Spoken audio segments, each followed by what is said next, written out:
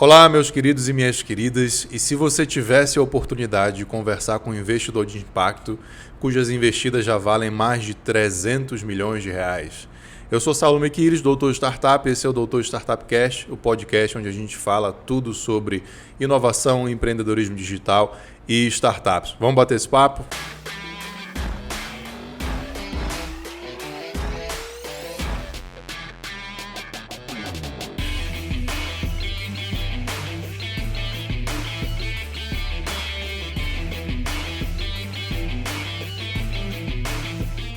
Maravilha, então agradecendo aí aos nossos apoiadores cotidiano Aceleradora de Startups e Mequilis Advocacia Empresarial. Estamos aqui com Duda Scartesini.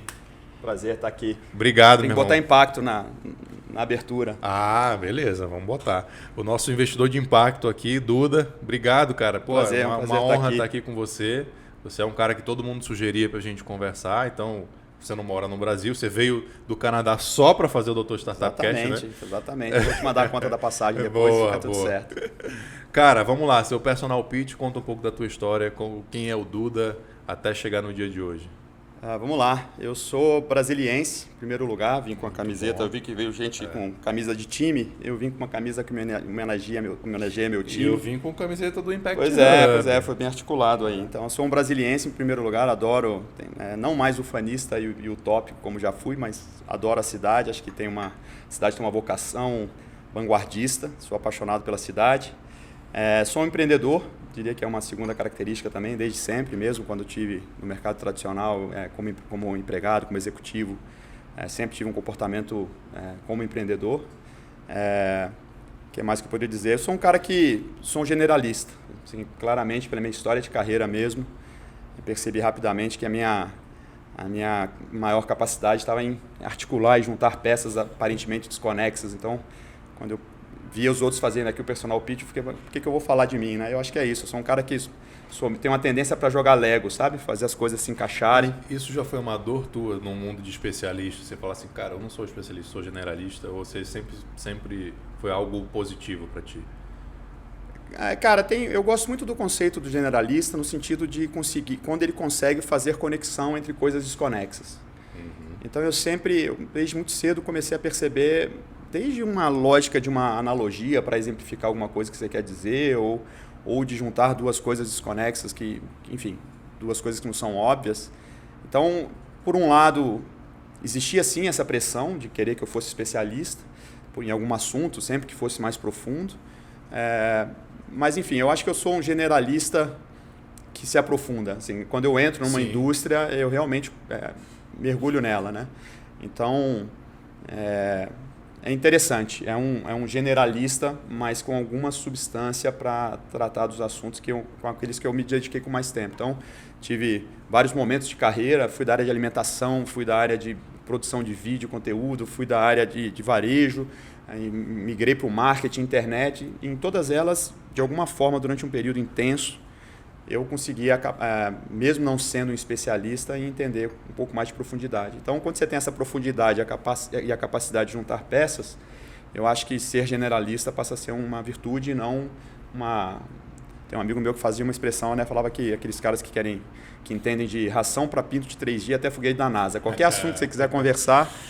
Mas esse aí é o professor de Deus, né? Esse aí é o cara que... Então é isso, eu acho que eu sou um generalista, mas com essa capacidade de fazer as coisas se encaixarem, de usar meu conhecimento em outras áreas para fazer coisas que façam sentido. Eu te pergunto isso, Duda, porque esse papo de generalista tem surgido. Eu conversei com o Ale Uehara, vou deixar aqui também o link para o podcast dele, que é um cara super generalista também. E eu sou um cara generalista, mas que em muito tempo da minha vida eu acredito que até hoje eu não sou bem resolvido com isso, entendeu? Porque o mundo parece que fala assim, não, você tem que ser especialista, é o médico que entende do dedo mindinho esquerdo, se for o direito ele não opera, já é um outro especialista, né? Mas hoje, advogando para startups, fazendo isso aqui, eu vejo isso que você está falando, cara, o Lego, e tem muito valor isso, né? Eu já diria que eu já passei por essa crise, assim, já tive essa história tem o síndrome do impostor, né? De você começar a conhecer uma indústria, começar a se posicionar dentro de uma indústria, de repente perceber e saber que você não é tão especialista assim, e aí muitas vezes você é puxado para falar de um assunto que você, por mais que você consiga conversar com a média, você não vai conseguir se posicionar como especialista, e eu tenho sempre essa autocensura de não me colocar como alguém super especialista num assunto. Cara, a síndrome do impostor é aquela síndrome de quando você vai fazer alguma coisa, você acha que não é bom o suficiente, né? Por isso o impostor. Eu vivo muito isso, vivi mais quando eu comecei a gerar conteúdo, né? Ainda tem aquela insegurança e tal, as pessoas veem aqui, não, pô, é fácil, chega lá, grava e tal, mas é difícil, e a gente conversava que você tem essa síndrome do impostor para falar da indústria de impacto, né? Assim, poderia usar vários exemplos aí, né? Eu vou usar um mais difuso, menos conectado com o nosso tema. A gente estava falando de café antes de começar. Eu posso parecer um super entendido de café, mas eu sei que se eu for conversar com alguém que realmente estuda, eu não vou ser um especialista e não sou nem de perto. Então, o impacto é uma coisa parecida. Eu respeito a indústria, eu entendo a lógica básica, os valores, eu entendo os conflitos e os erros de conceito, né? Ainda mais hoje em dia com ESG, que eu brinco que é impacto Nutella. Então, assim, eu tenho essa preocupação em não me posicionar como um grande especialista, mas ao mesmo tempo tento não ser superficial, já que me propus a atuar no ecossistema. Você é um investidor de impacto? Sim, eu acho que essas duas coisas que eu falei na minha apresentação, de ser um montador de Lego, de Tetris, né? Eu acho que o Tetris é mais apropriado, porque é fazer as coisas se encaixarem mesmo, no sentido de... O problema é que a turma não vai saber o que é Tetris hoje. Pois é. O Lego ainda sabe. É cringe, né? Pois é. Mas enfim, o Tetris... Não, agora tem uns Tetris 3D. Candy Crush. Tem umas lógicas. Montador de Candy Crush. Aí a turma... Enfim. Mas quando eu entrei na lógica do impacto, comecei a pensar em startup, eu tentei juntar essas duas características. Uma característica de ser... O telefone da turma aí tocando. Acontece sempre. Vamos lá. Mas então, quando eu comecei a me entusiasmar e o ecossistema de startup trouxe um frescor, uma ansiedade para falar como é que funciona essa história, como é que é isso, uma lógica totalmente diferente do que a gente estava acostumado para tratar a parte de equity de um negócio que estava nascendo, né? Normalmente o empreendedor ou o investidor old fashion queria 10%, 20%, já queria sair ali 50-50. E foi muito interessante esse processo de entender a dinâmica e tal. Então, quando eu decidi que queria entrar nesse ecossistema, nessa lógica de encaixar, eu comecei a advogar justamente no sentido de inovação não é nada sem impacto. Então, assim, a inovação pode levar a gente para um lugar muito ruim. Está levando, né, em muitos casos, o nível de concentração de poder em poucas empresas, né, e, enfim, as barreiras de entrada que vão se estabelecendo, que são complicadas. Então, eu comecei a pensar sobre isso, assim, se eu gosto e tive a minha jornada que me puxou muito para o impacto. Quando a gente for falar da minha carreira, do meu histórico, eu tive um momento de conexão com esse ecossistema. Vamos emendar aí, então. E eu tentei juntar as duas coisas, né? Tentei fazer com que eu conseguisse entrar nesse ecossistema de inovação, mas também trazendo essa prerrogativa de impacto. Então, todas as minhas startups hoje, coincidentemente ou não, têm impacto com certeza, e tem uma coisa interessante, né? Todas elas estão, de alguma forma, conectadas a Brasília. E aí não por ufanismo, mas por realmente acreditar que Brasília tem essa vocação de sempre foi uma cidade, entre aspas, verde, né? Que não trouxe a indústria tradicional, e eu também penso muito em ecossistema. Então, quando eu junto impacto, ecossistema e a lógica da inovação, eu acabei enveredando para essa área de investir só em negócios de impacto.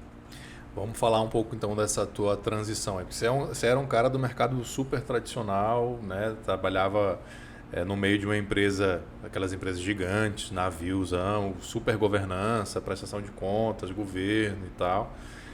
Era conselheiro. Como é que foi essa vida lá atrás e essa transição? Na verdade, essa é uma confusão comum. Quando eu brinco que quando eu tentava explicar para minha mãe o que eu fazia, ela achava que eu era empregado da Caixa, pela relação que a gente teve. Eu nunca fui, né? Nunca fui nem perto disso. Eu comecei muito cedo empreendendo, né? Enfim, tive um pai que incentivava isso. Pô, aqui em Brasília? Aqui em Brasília. Isso Meu pai, enfim, tinha uma relação muito firme com o empreendedorismo. Ele sim tinha vindo de multinacional e decidiu empreender. Legal. E ele falava de forma injusta com ele mesmo que ele não era um bom exemplo de empreendedorismo porque ele quebrou no meio do caminho e tal. A gente teve uma fase muito difícil. mas ele sempre me apoiou, sempre falava, ele percebia, eu comprava e vendia minhas coisas todas, ele me dava uma bicicleta, eu aparecia com uma guitarra, depois a guitarra virava uma bicicleta, eu tinha essa tendência para conseguir comprar o que eu queria, eu me virava. Então eu desde cedo comecei a empreender. E tive uma crise pessoal quando eu fechei o meu primeiro grande negócio, que deu uma certa projeção na minha geração em Brasília, que era um bar que fez muito sucesso aqui, o Cacadu, em 98. Nossa. Então, quando eu fechei o Cacadu, depois de já ter tido uns 3 ou 4 negócios, e aí estava ali ainda meio sem caminho, muita gente achava que eu tinha ficado rico com o Cacadu e eu tinha pagado dívida de fracassos anteriores. Eu tive uma crise pessoal de falar, cara, eu tô andando e não saio do lugar. E aí uma amiga querida, Axa, e mais um amigo, Guga, me orientaram na época. Cara, você devia ter uma experiência corporativa, vai te fazer bem, você aprender a discutir com as pessoas, a vender seus projetos, né? E foi uma decisão que eu sou grato por ela. Eu poderia ter...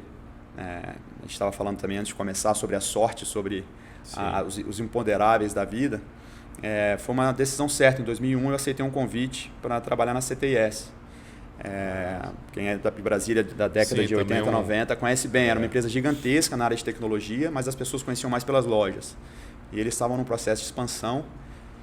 E eu abri uma loja para eles, assumi uma loja que eles estavam abrindo, na verdade, em Taguatinga. Eles queriam botar a loja em pé. E aí, rapidamente, entrei no mundo corporativo, porque eu comecei a tocar essa loja. E aí, em função do crescimento, da perspectiva de crescimento do varejo, um ano depois que eu estava lá, criaram uma diretoria na área de varejo, também já falando de internet. Foi quando eu comecei a trabalhar mais fortemente com marketing, com o conceito de CRM na época, one-to-one e tal. E foi uma descoberta. Assim, talvez tenha sido a primeira grande indústria que eu, por estar trabalhando nela, rapidamente comecei a formular, a pensar, a falar. E as pessoas me chamavam para... escreve para mim um artigo sobre isso. E eu não era especialista, mas, enfim... Aí aquele momento que você falou, né? Um generalista que quando Exatamente. tem que aprofundar, vai lá. Vai lá, e eu me aprofundei fortemente nesse ecossistema de digital. Comecei a falar de internet em 2001, 2002. Várias histórias interessantes lá. Na época que eu entrei, que eles tinham um e-commerce super... Na verdade, era quase um televendas, né? E aí a gente começou junto, eu dei muita sorte também, esse ecossistema está se fortalecendo, estavam surgindo os sites de comparação de preço, né? Buscapé, na época tinha Bom de Faro, enfim. E aí eu comecei a fazer um movimento, me aproximei dessas pessoas todas, conheci todos esses negócios, num momento muito, realmente ali no comecinho. Então, foi muito interessante esse processo de migrar da minha carreira de varejo tradicional, de entretenimento, bar, restaurante, para esse ecossistema, por um lado, corporativo. Eu tinha ali um bot para responder, eu tinha 9 caras que eu tinha que convencer, foi uma super experiência. E é isso, então eu entrei nesse ambiente, mas eu também não consigo dizer que era um ambiente, eu tive essa sorte de tomar essa decisão de entrar no ecossistema do mundo corporativo sem estar numa estrutura muito pesada. O que eu mais valorizava na minha época lá é que eu estava a 2 reuniões do dono, entendeu? Assim, eu estava muito próximo da decisão. A CTS era uma empresa grande, mas daqui de Brasília. Então, as lojas aqui em Brasília, os principais clientes aqui em Brasília, braço de governo, etc. E o sócio controlador lá, majoritário, o Valdir, era um cara que estava entusiasmado com a lógica do digital, estava investindo numa coisa que hoje faria muito sentido, eu acho que ele fez cedo demais, que era a história de um site, um portal de compras governamentais. Então tinha uma efervescência interessante, o varejo numa época desafiadora, a gente falava que era a época do mercado cinza de hardware, né? Você tinha a Samsung como líder no Brasil, top of mind em termos de monitor, e não tinha operação no Brasil. Assim, então era um ambiente muito complexo por conta do mercado cinza. Então foi uma experiência muito efervescente. Por isso que eu não gosto de dizer que eu fui para um mundo super corporativo. Entendi. Eu fui para um mundo que me colocou numa lógica de ter chefe, de ter planejamento, de ter disciplina. Porque quando tu tinha lá tuas empresas, teu bar, era toma aquilo, decisão e vai embora. Embora eu tenha feito desde muito cedo todos os cursos que você imaginar de gestão no Sebrae, já tinha um mindset bem ajeitadinho do ponto de vista de planejar, de pensar. mas nem de perto eu tinha a disciplina e as metodologias. Então eu tive a chance lá de participar de consultorias de altíssimo nível e estando muito perto e muito novo, né? Isso foi em 2001. Então eu fui o diretor mais jovem, com 28 anos, estava assumindo uma diretoria. Então foi muito importante para a minha formação, enquanto executivo mesmo, de pela primeira vez ter essa estrutura de uma empresa que o salário caiu. Eu lembro, essa era uma parte que ainda me assustava positivamente. Todo mês, no dia certo, tinha dinheiro na conta. Eu falava, caraca, que bom, gostei desse negócio. Porque... Quem é empreendedor sabe o valor disso aí, exatamente. Né? O que significa isso. Eu brinco que eu tive 2 felicidades. Quando eu vi o dinheiro caindo na conta e fiquei um pouco deprimido quando recebi, naquela época, um carnezinho de vale alimentação. Falei, putz, virei funcionário. Virei funcionário. Mas é isso. Depois, falando um pouco para corrigir essa imagem de que eu fui de grandes corporações, são essas conexões, né? De lá eu conheci que virou meu sócio por vários anos em vários negócios, o Evanildo, que era um cara que estava fazendo marketing promocional na época e tinha demanda de comprar muita coisa de premiação. Tá. E ele precisava dessas coisas rápido e não queria passar pelo processo de aprovação do crédito complexo, porque eram compras muito grandes. E aí a gente começou, ele, por um amigo em comum, a gente se conheceu, eu comecei pelo background de confiança ali que tinha, comecei a autorizar as vendas e ele se tornou um super cliente e dali a gente foi se conhecendo, foi aprofundando. Ele já me conhecia, na verdade, estou lembrando, desde a época do Kakadu, fiz um evento na época para ele. Enfim, dali ele começou a me assediar para a gente trabalhar, fazer alguma coisa junto e a gente teve algumas conversas preliminares e eu segui ali, sempre com algum desafio específico, alguma coisa que me fazia ainda ficar. Até que em 2005 eu saí, e quando eu saí mandei aquele e-mail, né, agradecendo todo mundo pela experiência, pelo tempo, uma gratidão e tal.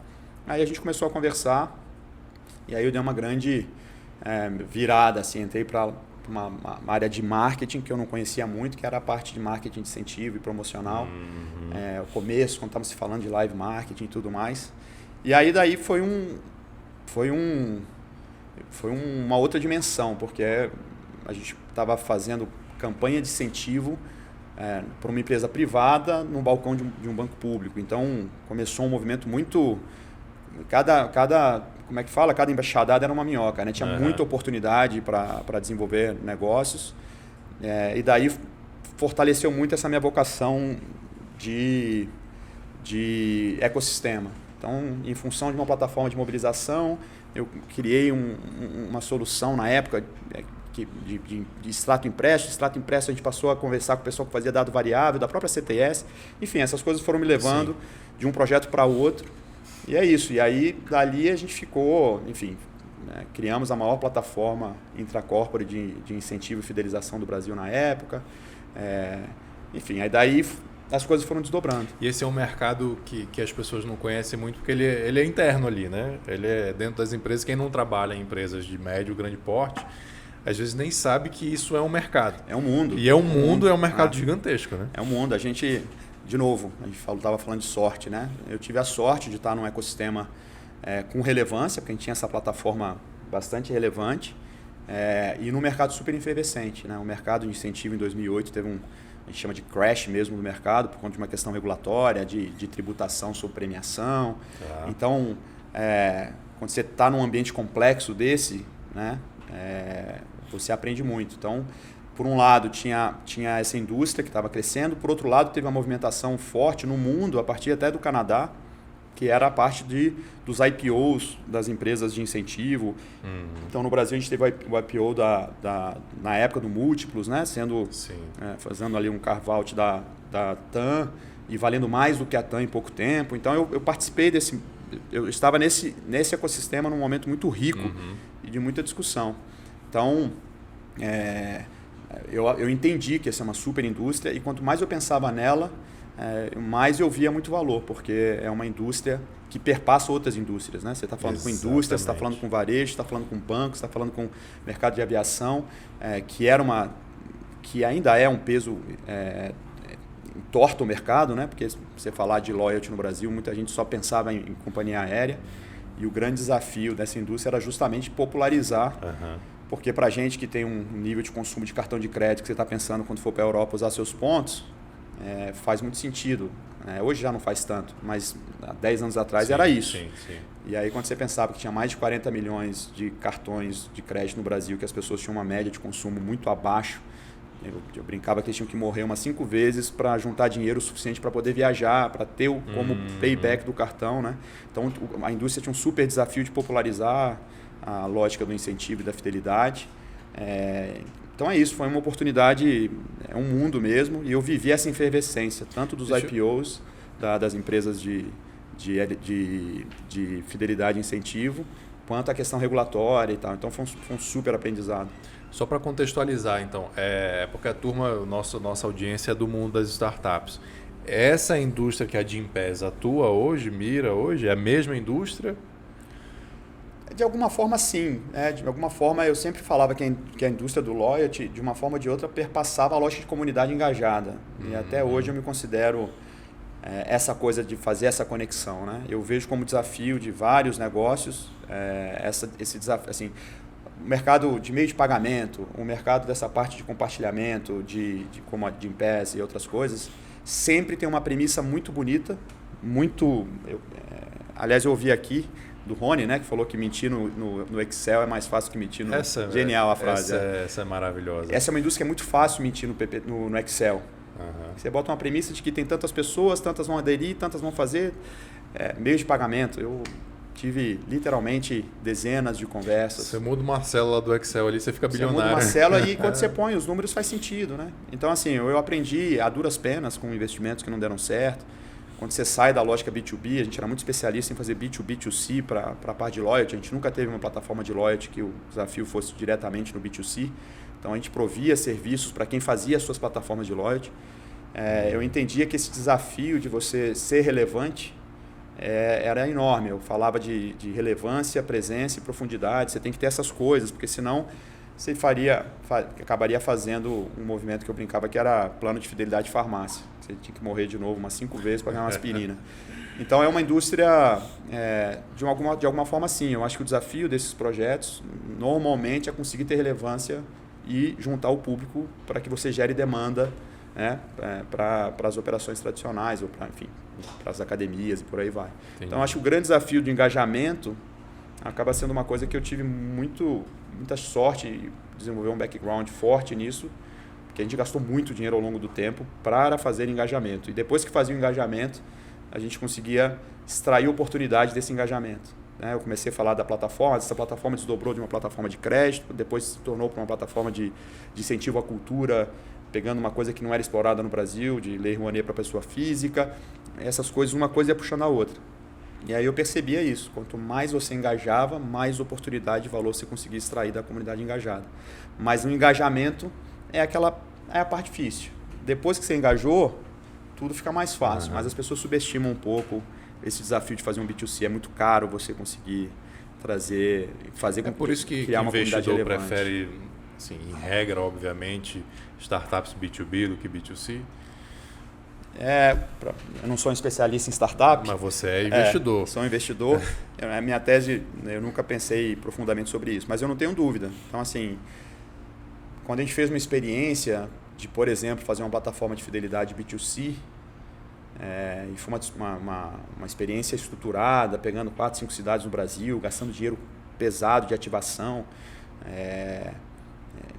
eu não diria que... Cara, foi uma experiência muito dolorida, porque você tratar direto com o varejista para ele dar ponto, nossa, eu tive experiências inacreditáveis. Você faz uma negociação longa, e aí quando você emitir a primeira nota, você fala, mas eu não entendi o que ia ter que pagar, e você fala, é difícil as pessoas entenderem.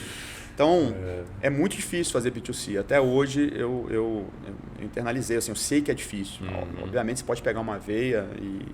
Claro, a partir de uma uma indústria específica, de uma média. Mas, de uma forma geral, a barreira de entrada para você realmente se tornar relevante para o público e, consequentemente, gerar demanda para alguma coisa, é um desafio gigantesco, né? Falando disso, eu me lembro de uma história no meu início, também começando a ver startup para empreender. Tinha um cara querendo fazer um concorrente do Uber, já num apelo que me seduzia muito, que era a lógica da justiça em relação com os motoristas e tal. E aí a gente ele ficava insistindo ali que não, porque os motoristas vão gerar demanda. E eu falava, cara, não é assim que funciona, isso é caro, os caras estão gastando uma fortuna aqui no Brasil para ocupar esse espaço. Tem muita gente comprando um CAC lá nas alturas. E ele não se convencia de jeito nenhum. Eu falei, vamos almoçar? Vamos. Eu estou de carro, falei, não, vamos pegar um Uber. Vamos pegar um Uber. E a gente entramos no Uber. E ele defendendo que o motorista geraria demanda e tal. Aí na época estava Cabify, 99 e Uber disputando, né? Aí eu perguntei pro motorista, qual que é o melhor para mim, para consumidor? Ele falou, não, você tem que ir no 99, é o melhor para você. Eu falei, qual que é o melhor para você? Ele falou, o Cabify, os caras são fera, pagam mais, são justos, organizadinhos e tal. Aí ele falou, tá vendo? O motorista quer outra opção. Eu falei, tá, e quantos por cento da sua corrida vem de qual? Aí ele, 90% vem da Uber. Eu falei, pô, o cara não é o melhor nem para mim, nem para você, mas é quem me traz cliente. É isso. Então, os caras enterraram um caminhão de dinheiro aqui, a Cabify veio com muita grana para fazer essa ativação. Esse é um exemplo, que não é simples. Então, eu brinco com muita gente que vai fazer B2B, B2C em algumas indústrias, falo, não tenho nada contra.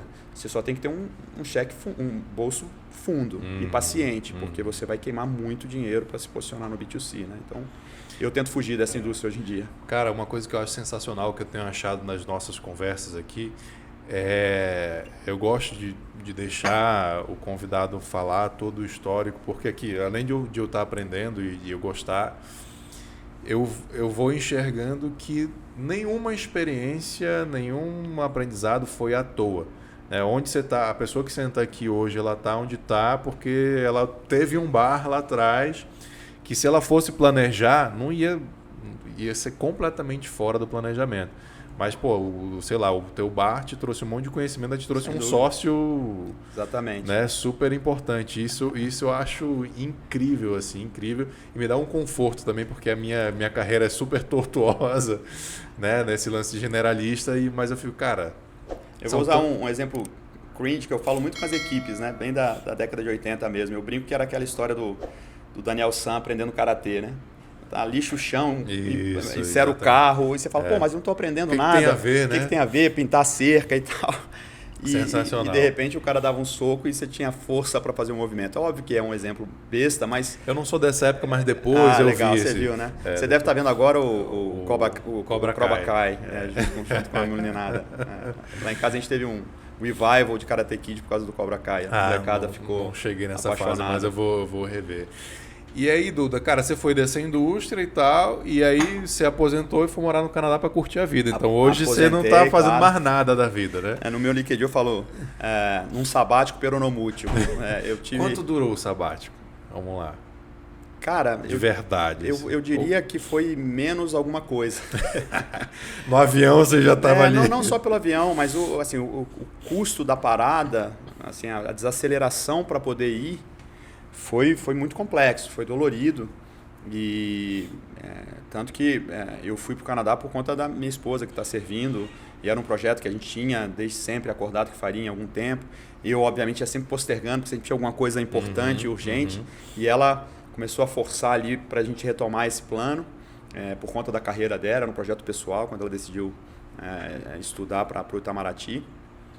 Então, essa energia foi uma energia muito complexa, assim, porque eu brinco, quando eu abri a porta para essa possibilidade, ela chutou e falou, bora, se deu espaço para a gente conversar. Quando eu vi, já tinha cidade definida, e até para a gente se organizar, ela foi na frente. Então, eu fiquei uns 4 meses que... Cara, ela correu um risco, hein? Pois é.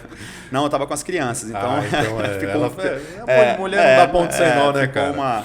Ficou uma relação assim, ela foi na frente, a gente ficou uns 4 meses ela lá e a gente aqui. Tô arrumando as coisas aqui, e aí fui para lá uma vez, depois ela veio para cá, depois, enfim, eu fui 1 ou 2 vezes, a gente acabava ficando no máximo 30 dias sem juntar todo mundo, certamente não por minha causa, mas ela estava com saudade dos meninos.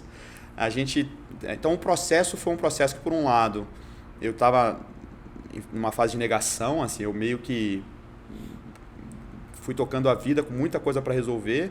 Ela foi super compreensiva nesse aspecto, foi resolvendo tudo, resolveu praticamente tudo sozinha. Então, quando chegou o momento de ir, foi um choque, assim. Quando eu desmontei minha casa, fiz um garage sale para... aí eu falei, caraca, agora eu vou. Então, é isso. E no primeiro ano, eu mantive alguns contratos aqui em função dos projetos que eu tocava, então eu vim 7 vezes no primeiro ano. Nossa, então, assim, que sabático. Pois é, então não teve muito. Eu fui para lá, eu me mudei no... Mas tu tinha planejado, cara, já que, né, planejamos, vamos para o Canadá, Sim. vou ficar lá... Sim, não, nunca foi com a ideia de ser um super sabático, né? Mas, eu assim, tinha alguns desafios pessoais que eu queria, enfim, desde o inglês até me dedicar mais a outras coisas que eu nunca tinha tempo. No mínimo desacelerar, né? Desacelerar. E nesse sentido, embora a agenda seja super maluca, não foi uma super desaceleração, porque só o fato do estilo de vida que eu levava aqui e que eu levo lá, aqui a vida se organizava em torno da minha correria, né? Então você tinha gente trabalhando em casa, você tinha... Eu brinco que a casa era quase uma microempresa. Você tinha exatamente. gente trabalhando para você, o mundo vai se adaptando. Quando eu fui para lá, aí tem uma realidade diferente, né? Então eu faço café da manhã para as crianças todo santo dia, invariavelmente. Então só isso já me coloca para trabalhar às 10 horas do Brasil, porque a gente tem o fuso, 1 ou 2 horas, dependendo da época do ano. Então, assim, forçosamente mudou o meu nível de desaceleração, mas não diminui nada a intensidade. Então, isso que eu ia perguntar. Eu também sou um cara assim muito... Eu leio muito sobre isso, sobre organização do tempo, gestão, procrastinação e etc. E eu tenho visto muita gente falar assim, cara, primeiro, multitasking não existe. Eu tenho visto o Naval principalmente falar assim, o negócio é o laser focus. Se você faz uma atividade de 1 hora ali focado e vai fazer outra coisa e tal, depois 30 minutos focado, 1 hora focado, o teu tempo diminuiu. Então, estou imaginando que você tenha tido que ter esse foco. Como é que foi essa mudança em termos de produtividade? Cara, é interessante, assim, porque eu sempre tive essa ansiedade em relação a ser generalista e tocar muitas coisas ao mesmo tempo. Mas esse meu sócio, que a gente foi investir em várias coisas juntos, o Júnior que eu te falei, o Evanildo, ele tinha falava muito comigo assim direto, falava, cara, mas você tem claramente a sua melhor energia, e a melhor energia é uma coisa muito de dentro, assim, eu sempre tinha dificuldade de colocar o foco real naquilo que não me movia e tal. Então eu acho que eu sou um anti-exemplo em relação a essa questão da mira laser. Eu tenho muita dificuldade. Quantas abas ficam abertas no teu navegador? Cara, é caótico. E toda vez que eu tentei, toda vez que eu tentei fazer uma organização por disciplina, desde pasta para guardar arquivo, invariavelmente eu terminava num certo caos. Então eu valorizo muito isso, obviamente influenciou a minha vida, né? Tem essa ida para lá, esse trabalho à distância me colocou numa outra, sem dúvida, numa outra... aqui acaba se tendo muito mais distração, é um almoço que se estende, é um café, é um bate-papo, né? Onde as coisas também acontecem. Sim. Então eu fui percebendo ao longo do tempo que eu precisava de pessoas perto de mim que fossem focadas. Então eu fui buscando um pouco esse equilíbrio, porque eu sou um pouco do anti-exemplo. Assim, eu realmente, hoje em dia, tenho muita dificuldade de mergulhar profundamente numa questão operacional. Eu prefiro realmente tentar me cercar de gente que tem essa característica, mas eu sou definitivamente um anti-exemplo assim, nesse aspecto. Eu diria que eu sou meio da teoria do caos, aquelas coisas que você acha que vai dar alguma confusão e de repente as coisas se encaixam e dão certo. Sim. Mas eu sou meio caótico nesse sentido de ter pouco foco. Então vamos lá, hoje deixa eu ver se eu consigo resumir tua operação hoje. Hoje você é cofundador do Impact Hub Brasília. Isso. Você investe em 4 startups de impacto. Você é founder de uma startup de impacto também. E você faz café para as crianças. O que mais que tem aí na vida do Duda de hoje? Eu acabo tendo alguns... enfim, essa é a base. Assim, eu até demorei a conseguir me enxergar. Exatamente isso. Quando a pergunta, o que você faz? Eu falo, putz, pergunta difícil, porque tem muita coisa intangível. Quando eu falo que sou investidor de startup, você deve sentir isso também, né? Falo, investidor de startup, alguém vive disso, né? Parece um hobby. A área de impacto é a mesma coisa. Quando você fala que vai fazer impacto, as pessoas associam a ONG, a trabalho social, que não tem nada a ver com isso, né? Aliás, eu sempre falo com gente que fala, eu queria ter juntado dinheiro para poder ir para a área de impacto. Eu falei, não, você não está entendendo. A área de impacto é uma indústria, tem muita oportunidade, não tem nenhuma discussão sobre trabalhar de graça, não tem nada disso, pelo contrário, né? As teorias são bem específicas em relação a isso. Mas é isso, assim, quando eu penso hoje, eu organizo minha vida mais ou menos isso. Eu tenho inovação, que normalmente está baseado na parte de equity mesmo, de investir em startups. Como você disse, aí eu tenho uma startup que é spin-off de uma demanda de ecossistema, né? Enxergar uma forma de atuar no mercado que eu me entusiasmei na época, que é a energia fotovoltaica. Investir nessas outras startups. Então eu tenho essa base ligada mais a aprender essa indústria e construir meu posicionamento nela. Tem a parte de economia tradicional, eu tenho alguns investimentos no mundo real, então desde de varejo até mercado imobiliário, eu tenho algumas coisas que eu acabei, por ter desenvolvido projetos ao longo da vida, investindo. E aí a parte de impacto, que foi para onde foi minha melhor energia, realmente juntar essa coisa da inovação com a questão das teorias de impacto social, dos negócios sociais e negócios de impacto. E aí o Impact Hub veio como uma âncora para me puxar. Eu brinquei quando fui para o Canadá que o Impact Hub era o tipo de ecossistema que eu queria ter quando voltasse. E aí dei a sorte de achar uma pessoa complementar, a Daisy, minha sócia, fundadora, ela que criou o Impact Hub em Brasília. Eu cheguei nela justamente porque eu descobri o Impact Hub já me preparando para ir para o Canadá. Eu falei, caramba, tem que ter um desse em Brasília. Ela já tinha feito a reserva de território, já estava atuando em Brasília há algum tempo. E aí, mas ela estava só com a parte de consultoria. Eu entrei para ajudar a estruturar a parte do espaço físico, né, do espaço que a gente montou. Então, é isso, eu tenho essas 3 atuações, inovação, varejo e essas 3 áreas de atuação, né? Inovação, varejo. E é super organizado, eu tenho certeza que você reserva o teu dia assim, X horas é para isso, X horas é para aquilo, X horas é para... Acaba que todos se misturam, né? Dentro dessa minha perspectiva. Então, por exemplo, quando eu comecei a olhar startup, eu realmente não investi em nenhuma que não tivesse uma conexão forte com a área de impacto. Mas isso foi planejado? Eu vou começar a investir em startups e só vou olhar as que tiverem impacto? Eu diria que parcialmente sim, porque eu olhei várias outras startups e que é curioso, né? Às vezes eu via em startup e eu falava que da área de impacto, mas tem impacto porque gera emprego. Eu falei, não, isso não é impacto, né? Isso é aquela coisa meio difusa. E os meus primeiros investimentos foram mais conectados na lógica de ecossistema, ou seja, startups onde eu tinha algum tipo de coisa para agregar. Eu nunca investi numa startup que eu não entendia nada ou que eu não tinha uma opinião forte para dar para o founder. Não necessariamente, enfim, entrar na operação, nenhuma delas eu entrei, mas sempre teve mais... Você é um conselheiro valorizado pelas startups. Espero que sim. Pô, às vezes eu tenho informação privilegiada, eu advogo para algumas e todos falam muito bem de você. Assim, legal. Como conselheiro mesmo. É bom ouvir isso, porque eu brinco que é difícil, às vezes é difícil, porque o cara vem com um sonho, vem com uma visão muito clara e às vezes eu gosto da indústria, mas não acredito na premissa. E aí eu tento realmente ter uma sensibilidade, porque como eu estou aprendendo... Por exemplo, um grande choque que eu tive, aprendi rápido, porque isso é mais fácil, é a lógica de investimento. Né? A história de rodada precificada, de desconto. Foi uma super... interessante, tem um negócio interessante aí, porque você deixa o espaço para o cara capturar ganho. Né? Então, tem coisas que você entende rápido, mas tem outras que é mais difícil. Que é um mindset, aquela coisa que você nunca sabe se o cara está entre o gênio que vai dar aquela tacada ou numa teimosia que não vai levar a nada. Então, eu brinco que nas minhas primeiras análises de startup, eu fui muito... Deve ter muita gente que não gosta dos conselhos que eu dei, né? Porque eu falava, cara, desculpa, você não tem nada. Você tem uma ideia, você tem uma...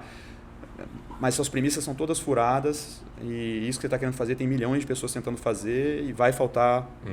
Ou seja, tem uma linha no seu Excel que está mentindo. E gastava muita energia para desmontar o sonho, às vezes, porque eu...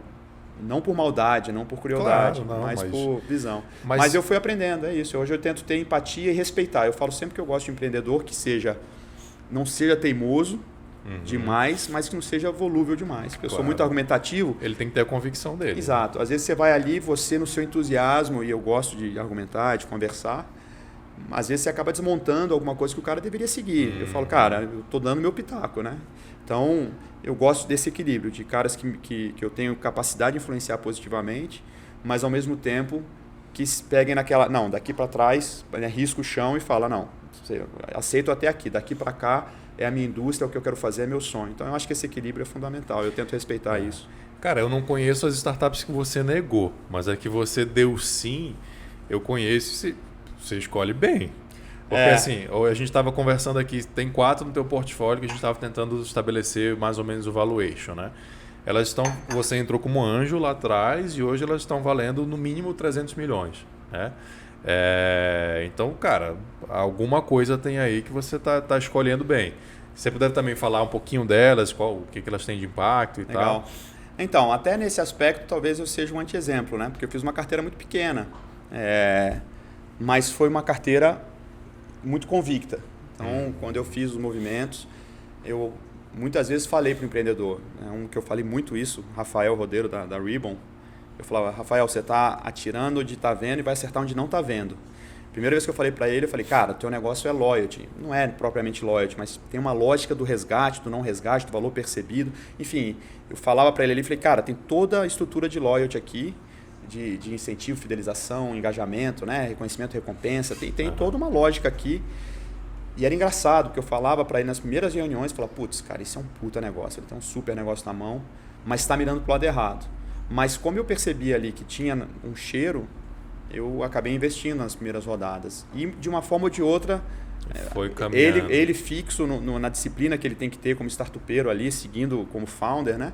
E ao mesmo tempo, a gente se esbarrando, eu fui conseguindo influenciar algumas coisas, desde coisas simples, quando eu falei para ele um dia, você já parou para pensar que o seu ponto tem que vencer, que sua moeda tem que vencer algum dia, porque senão daqui a pouco você vai ter um passivo. Então isso é 100% indústria de fidelidade, né? A história a gente chama de breakage, quando o ponto vence. Eu como advogado, às vezes o cliente fala assim, cara, vamos prometer isso aqui para sempre. Eu falo assim, cara, para sempre. Para sempre é muito tempo. É para sempre, entendeu? E eu tive, nessa experiência de mercado de lote, eu sei o que significa você deixar um passivo como esse se estabelecer. Então, é isso, eu de novo como anti-exemplo, assim, eu tenho uma carteira pequena, mas eu poderia dizer que... Cara, vamos trocar anti-exemplo por Outlier, que é mais bonito, né? Vamos lá, então foi a Ribbon. A Ribbon foi uma das primeiras que eu investi, que realmente está muito bem, acabou de fazer uma rodada muito relevante. Sofri muito com isso, porque eu falava, cara, mas eu posso te ajudar em tal coisa. Eu podia muitas vezes desviar ele do foco e dar uma acelerada por conta das plataformas de loyalty que eu me envolvi no passado, pelo sócio em comum que a gente tem, que é especialista nisso. Era meio sofrido no começo, falar, cara, ele não está vendo, né? Ele não está vendo o que eu estou vendo. Mas é isso, respeitando, entendendo a hora de recuar, entendendo as dores que ele tem para captar. Então não adianta ter a convicção de alguém que está olhando ali no modelo old fashion de querer pegar uma veia. Então foi muito interessante a relação de aprendizado mútuo. Eu tenho certeza que eu tive boas conversas com ele, que no mínimo fizeram ele enxergar algumas coisas e ao mesmo tempo aprendi a respeitar a jornada dele. Não vou conseguir falar na ordem porque eu sou meio desorganizado, mas teve a Ribbon, depois eu investi na Origem. Eu sou muito orgulhoso do investimento na Origem por conta da premissa. Né? Desculpa te interromper, Duda, mas assim, são duas startups que hoje são as maiores, né, assim, desse teu portfólio, e são duas startups difíceis de investir. Pois é. Então, muito difíceis. Eu sei porque, assim, eu acompanhei muita gente, levei muita gente, conversei com muita gente, falei assim, cara, investe nessas startups.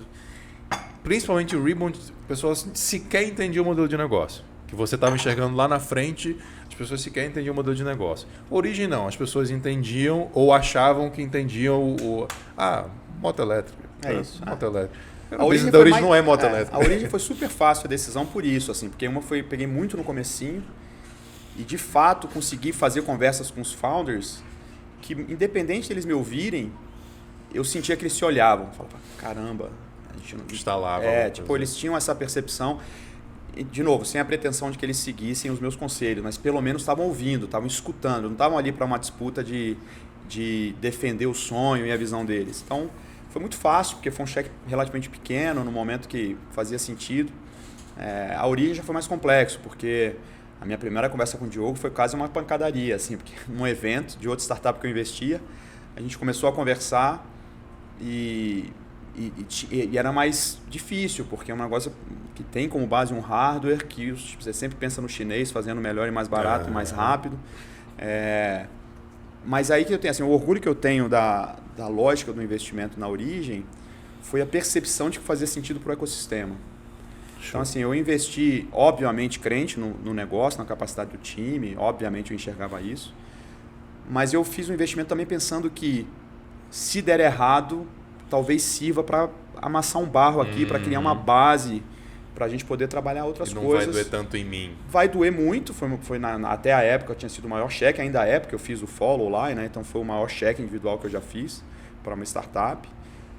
Mas foi muito sincera na lógica de articulação do ecossistema, entendeu? Assim, eu falava, cara, faz sentido uma startup dessa natureza sobreviver, tanto que na época que eu que ele me chamou para investir, uma das minhas decisões foi, eu só for se for num grupo que te garanta um runway maior, porque a chance de morrer muito cedo era enorme.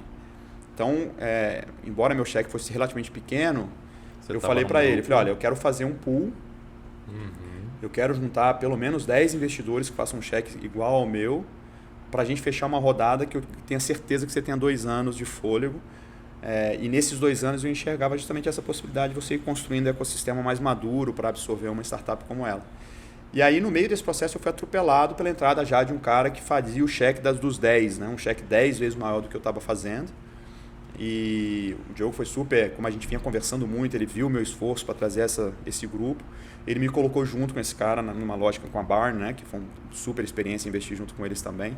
A gente acabou fechando a rodada, sem fechar esse pool que eu queria organizar. Então, mas a minha decisão de investimento foi totalmente baseada numa perspectiva de que seria rico ter o Impact Hub, conversar com fundos locais, já tinha uma movimentação na época, ele tentando bater na porta do BRB, né? O banco também no movimento de tentar se adaptar e entender essa indústria. Sim. Acho que ainda não conseguiu se posicionar da forma que deveria, mas já existia esse movimento e eu falei, cara, tá aí uma molecada que pode ajudar nesse advocacy mesmo, de fortalecer o ecossistema. Então, de novo, eu atirei onde vi e acertei onde não vi, né? Porque, de fato, só ela, né, óbvio que não tem a liquidez que nem todos nós gostaríamos como investidores, mas ela já garante um nível de acerto bom no portfólio, né? Legal, pela valorização incrível que ela teve. Lógico.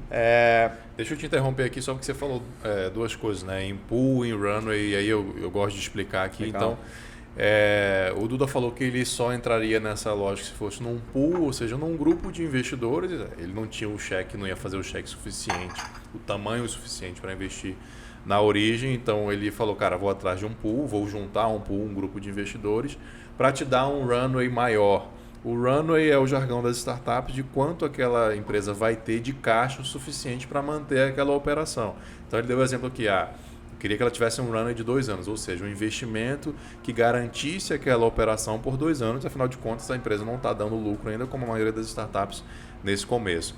Então, esse é o conceito de runway ou de pista, né, que a turma chama. Muito também. Bacana essa sua disciplina de parar Às vezes eu esqueço, a turma depois puxa a minha orelha. É uma boa. Mas, desculpa interromper, volta ao raciocínio. Não, é isso. Então, essas foram as 2. Depois, teve uma que eu também tenho muito orgulho, que é a Veriza, que é uma empresa de microcrédito. A Veriza foi um que você contou para mim, acho que você é amigo do... O Juvencio, conheci ele na época, ele era um executivo da Caixa Seguradora e a gente fez vários projetos juntos, né? A gente prestando serviço para eles ou ajudando alguma campanha deles dentro do ecossistema que a gente fazia as campanhas de incentivo e tal. Vou ter que te interromper de novo que eu esqueci de dar um outro recado.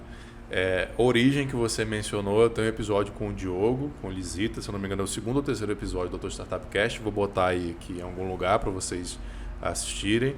Rafa da Ribbon, convite público aqui para a gente gravar com o Rafa. Juvencio também vai ser um cara sensacional de conversar. Mas eu estava lembrando que você me contou que o Juvencio foi um que você deu muita porrada na tese dele, né?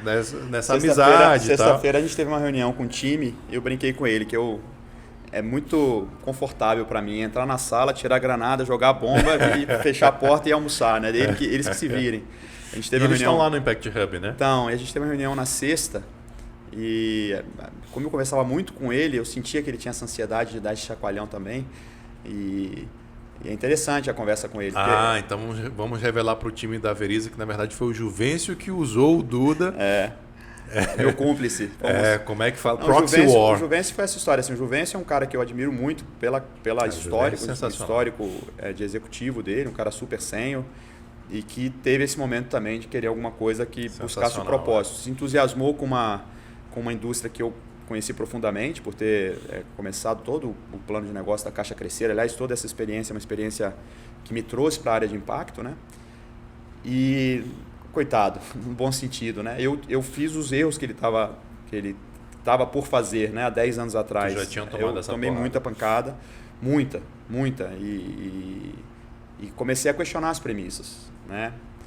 Eu falei, cara, eu gosto do ecossistema, me ocorreu isso, né? Então, eu poderia ser falar, cara, eu tenho um anti-exemplo, porque esse negócio é muito complexo, ninguém conseguiu fazer na escala, tem mudança de cenário, tem mudança de regulação, tem uma mudança relevante, mas esquece essas premissas que você está trazendo em relação a Val Solidário, enfim, não vou entrar no discurso técnico porque isso simplesmente não é real, né? Então, é quando você tem alguns cases no Brasil que distorcem a realidade e todo mundo passa a usar como premissa. Entendi. O Brasil tem alguns casos desses. Então, tem um caso específico desse e o próprio case do microcrédito na Índia, né? do Mohammed Yunus, do Grameen Bank, é uma história absolutamente irreplicável e ele sabe disso, né? Eu já tive a chance, eu estruturei na época o investimento de um grupo no fundo da Yunus Social Business no Brasil e o presidente da Yunus no Brasil falava, cara, ele não investe em microcrédito em nenhum lugar do mundo, porque o contexto e as premissas, enfim, são irreplicáveis. Então é isso, às vezes você parte de uma premissa falsa, ela te leva para a primeira rodada de captação, mas na hora que o sarrafo sobe, que você vai pegar gente que conhece um pouco mais em profundidade, você fica com uma pista curta. Então, no caso do Juvencio foi isso. Assim, quando eu comecei a falar para ele e comecei com alguma consistência, né, por conta do histórico, questionar algumas coisas, ele falou, cara, eu quero ouvir mais, quero ouvir essa sua experiência. E foi muito aberto, muito receptivo. Isso é sensacional, porque é um cara sênior. Um cara né? muito bom. Então foi isso, assim, a nossa conexão foi muito rápida, porque a gente já tinha uma relação de confiança mútua, de admiração mútua. Quando a gente teve a primeira conversa, falou, cara, quero te ouvir mais, preciso te ouvir mais. Eu falei, cara, eu gosto da indústria, quero te ajudar. E aí ele fez uma primeira proposta para eu entrar numa lógica, até brinquei com isso com o time, né? Ele me chamou ali naquela brincadeira do ovo e da galinha na omelete de bacon, né? Ele me envolveu ali, me chamando como... Conta esse ditado. O ovo, a galinha está envolvida, né? Mas o porco está comprometido no bacon. Então, eu entrei ali primeiro com o ovo, dando pitaco, ele me chamou para fazer parte do como conselheiro e me ofereceu uma estratégia, um posicionamento de vesting. Eu aceitei, no interesse real de tentar ajudá-lo ali. E depois, quando veio a rodada financeira, por gratidão ao que eu aprendi no ecossistema, por deixar talvez a esperança sobrepor a experiência. A esperança triunfar. Exatamente. Eu falei, produção, temos café aí, produção, já que eu interrompi o... Café e água. Já que eu interrompi queria uma aguinha aqui. Mas enfim... Mais café, não sei se está quente. Aparece pra turma aí, nosso sommelier de café. Dá um tchauzinho aí pra turma. E aí, turma? Olha aí. Beleza? Cafézinho aqui. French press. Obrigado. Tá bom, obrigado. Eu não sei se ainda está quente. Mas água... Tá morna. Tá bom. Tá meio morno. Não, mas tá bom. Aguinha. É foda, né? Aguinha. Mas, voltando, então nessa lógica da esperança nessa indústria, nas mudanças de regulação e tentando trazer um pouco do meu aprendizado. E aí, quando ele fez a rodada de captação, eu me dispus a acompanhar para realmente demonstrar ali que estava virando bacon também, né? Então, fiz um cheque, acompanhei na rodada, ele fez um crowdfunding... Que, aliás, foi bombástico, né? 19 foi horas, surreal, se não me engano. Foi surreal. 19 horas ele captou quanto? Capturou 1,5 milhão. 1,5 milhão em 19 horas no crowdfunding. Bom, já que eu te interrompi, vamos lá. Crowdfunding é o Equity Crowdfunding, né? O nome completo da criança. É uma modalidade de captação de investimentos em que você lança essa captação via equity no público, com o público. Existem plataformas regulamentadas pela CVM aqui no Brasil, através das quais você pode investir nessas empresas, nessas startups que lançam suas ações para a captação. A gente está falando aqui da Veriza, que fez essa captação em 19 horas de 1,5 milhão. Então, isso é o Equity Crowdfunding. Além disso, temos um episódio aí para trás também com o CEO da SMU, que é uma dessas plataformas de Equity Crowdfunding. Também vou deixar aqui, a gente destrincha lá o que é o Equity Crowdfunding. A gente está destrinchando lá nesse episódio com o Diego Pérez da SMU, que vai estar aqui o link em algum lugar para vocês, destrinchando o que é o Equity Crowdfunding. Legal. É isso, aí eu acompanhei a rodada via a plataforma, né? E desde então estou lá nesse papel duplo, de investidor que aportou e de conselheiro, que dá lá batendo. De Rock Balboa. Eu falo que eu brinquei com ele, né? A história de conselheiro tem a expressão que fala nose in, fingers out. Ou seja, você tá ali sempre cheirando, mas não precisa botar a mão, não precisa colocar os dedos na operação. Então é muito confortável esse papel, que você joga, tá ali, se você tiver capacidade de cheirar certo, né? Você consegue dar boas informações. Eu acho que esse teu case é sensacional para ilustrar o que é um conselheiro e um valor de um conselheiro. Porque tu já tinha errado tudo que ele ia errar, cara. Assim, né? Não conheço do negócio dele a fundo e quem sou eu para dizer que o Juvencio ia errar. Mas você já tinha vivido tudo aquilo. E trazendo aquela linha das startups de aprender com erro, você trouxe um pacote enorme para ele de erros já feitos. Fala assim, cara, ó, isso aqui eu já aprendi, não precisa ser como se fosse um degrau, né? Sai daqui de cima já, que esse degrau que todo eu já errei. É sensacional. E ao mesmo tempo, volta aquele desafio do empreendedor, né? Porque é um pacote muitas vezes duro de digerir. Imagina, o cara vem com toda uma premissa, já captou recurso, já fez esse movimento, as pessoas estão convencidas, ele consegue fazer uma rodada e você fala, cara, para de repetir tal premissa, porque isso não é real, isso vai dar problema. Você vai passar a primeira captação, nesse sentido, até uma discussão boa para fazer. Eu acho que as plataformas de crowdfunding têm um super desafio, porque elas também podem ser deseducativas, né? Às vezes é muito fácil você captar com premissas não muito profundas. Então, eu acho que deveria cada vez mais, não sei se já fazem, mas deveria começar de fato ali ter aquela coisa de marcar os empreendedores que estão acompanhando, para você ter ali porque muitas vezes a decisão de manada, sim, vai todo mundo ali porque o outro foi, mas ninguém está olhando em profundidade. Então, o Diego da SMU ele fez uma coisa que eu achei interessante. A SMU sempre investe junto. Pois é. Aí tem um skin in the game. Tem essa lógica. Mas ainda assim, eu acho que às vezes as plataformas podem ser deseducativas por conseguir dinheiro muito rápido. E às vezes o dinheiro rápido para o empreendedor faz com que ele não tenha sofrido. Do empreendedor. Às vezes ele não sofreu o que precisava sofrer para se ajustar, né? Eu não tenho nenhuma pretensão de dizer que eu vou botar a Veriza no rumo que eu acredito. Eu tenho tentado fazer a minha intervenção, né, sem nenhuma pretensão de tirar a energia do empreendedor, a crença. Eu até falei com ele, tem que tomar cuidado para a gente não ser disruptivo demais com o time, né? O time fala, peraí, então a gente está indo para o caminho errado? Não, não é isso. Vocês estão construindo coisas que também são importantes, né? No caso dele, eu falei lá, a parte de processo do microcrédito é super importante, mas não é nada. A questão é o acesso e a questão é a inadimplência, tem outras coisas muito mais complexas. E se você tentar superar esses desafios pelo processo, quem entende dessa indústria não vai investir. Então, muitas vezes, quando você vem como conselheiro, você traz um pacote indigesto, porque o cara fala, não, mas peraí, mas tem gente já apostando, eu já bati na trave com tal coisa, eu já fiz um projeto em tal banco. Então, nesse aspecto, foi uma relação muito bacana. Eu realmente, o Vencio é uma soma de experiências, onde ele tem muita experiência e tem o background dele, eu tenho o meu, e ele tem conseguido manter uma energia juvenil, apesar de ser um cara da minha idade, enfim, não tão jovem, mas que tem uma energia juvenil no negócio, está botando ali de fato a carreira dele, a exposição pessoal. Então, a gente faz uma boa dupla, mas é isso, às vezes é um pacote indigesto de quebrar uma premissa que o cara está muito convencido. Depois, essa é a terceira. Tem mais uma que eu estou esquecendo. Qual é? Atmos, claro, Atmos. Não estou esquecendo não, porque na verdade ela foi uma mistura junto com uma outra startup que eu tinha criado, a partir do meu entusiasmo com a lógica da energia limpa, que é a Maivo. Por conta do investimento na Maivo, a gente vinha num desafio, eu tinha ido para o Canadá, tinha deixado aí uma semente, mas que com todas as vicissitudes da distância e da lógica de estar pouco focado nela, né, tentando juntar time, arrumar gente, a gente patinou durante muito tempo. E no meio dessa patinação, dessa dificuldade de engrenar, eu tive a chance de ver o pitch deles logo no começo, num camp da Cotidiano. E eu falei, opa, na lógica de ecossistema, tem uma coisa interessante aí, pode ser sinérgico.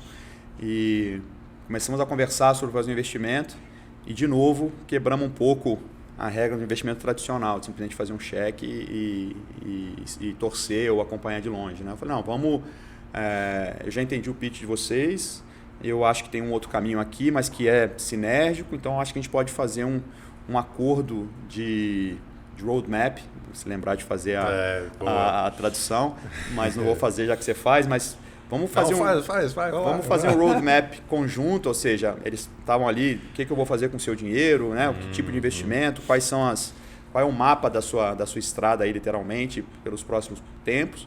Falei, vamos fazer um acordo de roadmap, você desenvolve coisas que serão úteis para a tese da Atmos e serão úteis para a tese da Maivo. Negociamos um acordo, um advogado muito bom que trabalhou no processo para ajudar. Então a gente fez um investimento meio sinérgico, né? Minha decisão de investimento na Atmos foi pela indústria, pelos investidores, pelos founders, né? Eu realmente considero founders fora da curva, como os demais. Sim, e o Guerra já esteve aqui também da Atmos, também deixando o link aí para o episódio. O Guerra, o Gabriel, o Thales, como é o nome? Me fugiu agora, o João. São muito bons, então naquela máxima de investir no empreendedor. Então foi isso, foi uma lógica que tinha uma certa conveniência, fazia sentido para eles, fazia sentido para a gente, e tinha uma perspectiva de eventualmente juntar as operações. Nos achados que as duas tiveram ao longo dessa jornada, a gente achou que tinham duas jornadas diferentes, mas a gente foi muito sinérgico durante esse um ano, ainda estamos juntos, a gente está bem junto, aí, bem próximo, eles estão dentro do Impact Hub, de novo, o ecossistema. E a gente foi nessa perspectiva, eu fiz um investimento lá. E acho que temos bons frutos do investimento, tanto para a Atmos, no reforço do caminho que eles estão trilhando aí, no desafio tradicional de captar, quanto para a Maivo, que também mudou. Eu brinco que a gente se esbarrou e os dois saíram diferentes e de forma muito consistente. Então, foi a quarta... Os dois saíram melhores e com mais bagagem, né? E tem uma quinta que eu cito também, que está num momento um pouco mais delicado, que é a Loop, né? Que também tem um empreendedor fora da curva, né? O Luiz Boani, numa indústria que eu gosto de investir, que é a área de educação, né? Quando eu conversei com ele, tive a chance no processo, como generalista, no processo de analisar o negócio, fui entendendo um pouco mais os desafios, as oportunidades. E aí foram conversas muito interessantes e acho que o Brasil continua com esse desafio de adaptação aí das escolas para a nova BNCC, né, a Base Nacional Comum Curricular. Tem um super desafio, uma super oportunidade, já que a BNCC, por um lado, é fantástica para o ensino, mas, por outro lado, aumenta ainda mais o gap entre o público e o privado, né?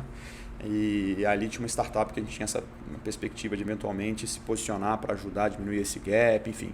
Então, também é uma startup que menos conhecida, porque está num momento um pouco mais se reinventando. A pandemia foi muito dura com a startup, né? Porque as escolas todas fecharam, eles já estavam fazendo alguma coisa ligada ao PAS. Então, mas também é um empreendedor fora da curva. Então, esse é o meu portfólio e todos eles fizeram sentido diante de outras questões, né? Então, talvez eu seja um investidor egocêntrico, que olhe muito para o que eu tenho de capacidade ali de... mas aí entra teu smart, as tuas conexões, eu acho que é isso. Se um investidor anjo, né, na física, assim, individualmente, tiver que ter uma tese, eu acho que você é um cara, um exemplo a ser seguido, porque todas você falou em ecossistema, todas você está lá como conselheiro dando muito bons pitacos, e por ser um generalista você consegue dar conselhos de diversas áreas e de diversos locais diferentes e fazer essas conexões. Então, eu acho sensacional. Para quem quer ser investidor, eu vou recomendar esse episódio e falar assim, cara, dá uma olhada no que o Duda pensa, como é que ele faz, porque eu acho que faz todo sentido. Senão aquele spray and pray, né? Tipo, vou investir em várias, mas não conheço da indústria, não posso dar pitaco, consequentemente não sei avaliar direito. Então, tu tá com um track record aí de 5, em que 4 estão indo muito bem, porque, cara, isso não é por acaso. Você foi lá, avaliou, amassou o empreendedor, é importante também. Brigou, fiz as pazes, exato. A corda e foi assim. Isso é muito importante. Cara, você é um investidor de impacto, todas essas empresas têm impacto, mas você falou um negócio no começo que me chamou a atenção. O ESG é o impacto Nutella, alguma coisa assim que você falou. E a gente está gravando também nessa época em que o ESG está sendo martelado, aí está na mídia. E além disso, rolou no mercado uma carta dos gestores da Atmos Capital criticando um pouco também essa linha ESG Nutella. Eu não sou um cara muito conhecedor desse mercado, mas como estou na indústria, ouço falar disso todo dia e também tenho ali meu pé atrás. Por que você chamou isso de Nutella? Explica um pouco pra gente. Cara, assim, eu de longe não quero falar mal de forma alguma. É um esforço super legítimo e importante, né? Mas assim, essa discussão sobre o Nutella, né? Tem o conceito de greenwashing, né? As pessoas realmente...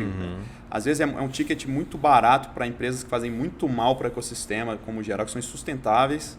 Às vezes é um preço muito barato investir em ESG, e trazer ali uma tentativa de reparar um dano que foi causado numa comunidade, numa indústria que continua sendo um problema. E aí bota um selo. Aí ganha. Então, assim, o que acontece com toda indústria, não você tem essa lógica do mercado se apropriar. Né? Do mercado se apropriar de um discurso. Então, assim, eu já tive discussões com pessoas que queriam falar que eram investidores de impacto porque gerava emprego. Eu falei, cara, isso nunca foi investimento de impacto. Né? Não faz nenhum sentido. Óbvio que é importante, mas aí a pessoa pega uma ODS, né? O Objetivo do Desenvolvimento Sustentável, pega que fala de emprego de qualidade digno e tal, e de repente se posiciona como investidor de impacto. Não é muito real. Então, eu acho que o ESG é super importante. Eu acho que todas as indústrias, de alguma forma ou de outra, vão precisar se adaptar, ter mais governança, né? Mais sustentabilidade.